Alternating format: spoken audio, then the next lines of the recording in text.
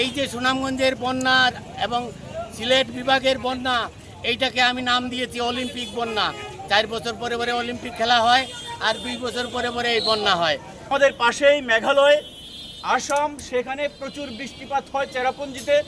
সেই বৃষ্টিপাত হওয়ার কারণে সাথে সাথেই মুহূর্তের মধ্যেই সুনামগঞ্জ সিলেট অঞ্চল তলিয়ে যায়। আমরা মনে করি এই ক্ষেত্রে একটি আন্তর্জাতিক যে নদী আইন, সেই নদী আইন বাস্তবায়ন করার জন্য ভারত সরকারকে বাধ্য করা উচিত। কারণ তারা যখন তাদের এখানে পানি বেশি হয় তখনই তারা পানি ছেড়ে দিচ্ছে, সেই পানি কোথায় যাচ্ছে, কার লুকালয়ে যাচ্ছে সেটা তারা চিন্তা করে না।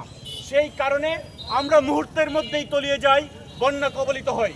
এই সুনামগঞ্জের শহরের ভিতর দিয়ে 5টি খাল দখল হয়েছে, এই নিয়ে আমরা আন্দোলন করেছি। আপনারা দেখেছেন এই যে কামার খাল, এটা তারপরে আমাদের আন্দোলনের পরে এটা ভাঙ্গা কিছু হয়েছিল, এখন আবার স্থবির হয়ে আছে। আপনারা জানেন না, এই সুনামগঞ্জ শহরের পূর্ব দিক থেকে, যেমন ধরুন ব্রাহ্মণগাঁও থেকে পান্ডার খাল পর্যন্ত 14টা খাল বন্ধ হয়েছে। আরও এই যে এখানে 6টা আর ওখানে 14টা, 20টা খাল বন্ধ।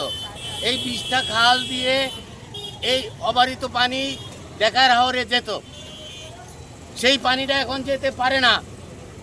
এই পানিটা আটকা পড়ে তখন এই শহরে উঠে এবং এই নদীর পাড় প্লাবিত করে এই বাসাবাড়িতে উঠে। এটা তো পানির কোনো দোষ নেই। এই যে 14টা খাল, এই 14টা খাল ও চিরেই সেগুলি বুক ছুটিয়ে দিতে হবে, খনন করতে হবে। আমি এই নিয়ে কাজ করছি।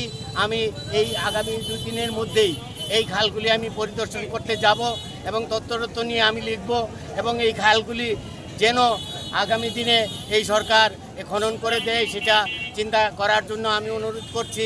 বিশ্বাস করি সরকার আন্তরিক, আমরা বিশ্বাস করি এই অঞ্চলের মানুষকে রক্ষায়, বন্যা পরিস্থিতি মোকাবেলায় অবশ্যই সরকার উদ্যোগ নেবেন এবং সেটি যথাযথভাবে বাস্তবায়িত হবে।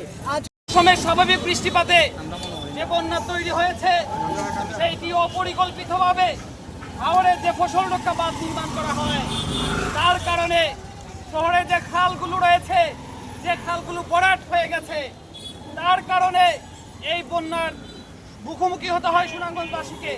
কোথাও খাল সংকুচিত হয়ে গেছে, 30 থেকে 40 ফুট প্রশস্ত খালকে ড্রেন করা হয়েছে 7 থেকে 8 ফুট প্রশস্তে। এই জন্য সুনামগঞ্জবাসী বারবার বন্যার সম্মুখীন হচ্ছে। পানি ক্যান্সার থেকে বাইরে হবে এইভাবে স্বাভাবিক রাস্তা নেই, এদিকে কারো গুরুত্ব নেই। শুধু গুরুত্ব আছে বন্যা হলে কিভাবে মানুষকে সহযোগিতা করা যায়, ত্রাণের ক্ষেত্রে সবাই এগিয়ে যায়, কিন্তু কি এগিয়ে আসে না বন্যার কেন হয় সেই কারণ উদ্যোগ নিয়ে আসছেন, সেই কারণ মোকাবেলার ক্ষেত্রে কারো কোনো মাথা বেদনা নেই। আমার সবার কাছে অনুরোধ ও আমাদের সরকারের কাছে অনুরোধ যে তারা এই বিষয়টা দেখবে ও আমাদের বন্যা নিষ্কাশনের ব্যবস্থা করবে, যাতে আমরা আর এই বন্যা মোকাবেলা করতে না